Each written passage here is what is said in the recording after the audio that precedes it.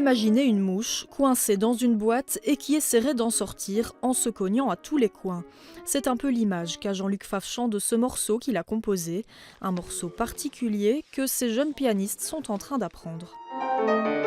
Tout ce passage-là est assez difficile, on est bien d'accord, c'est une C'est vrai qu'aux abords, ça a l'air complexe parce que c'est pas la musique qu'on travaille tous les jours.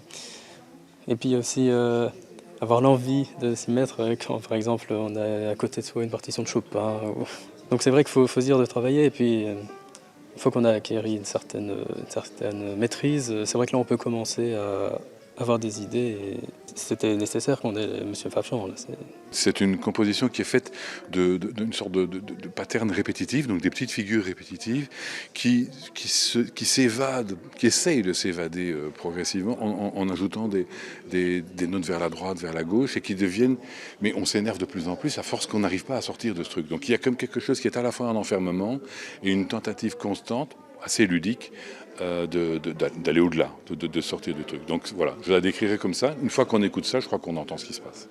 Mieux cerner la musique qui est jouée, voilà l'objectif de cette masterclass.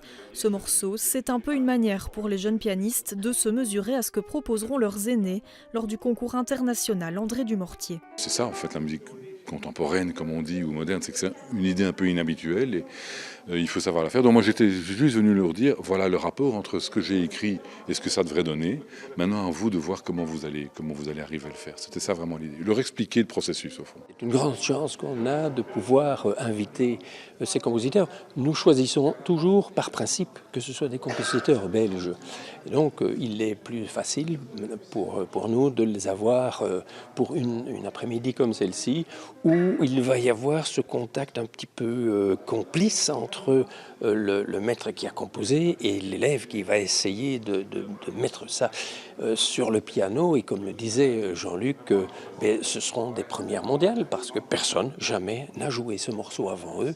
Une première mondiale qui sera à découvrir à l'occasion des demi-finales du concours André Dumortier.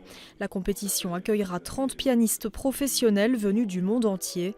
Avec 1, 2, 3 pianos, les jeunes talents de Wallonie-Picarde se font donc eux aussi une place dans ce prestigieux concours.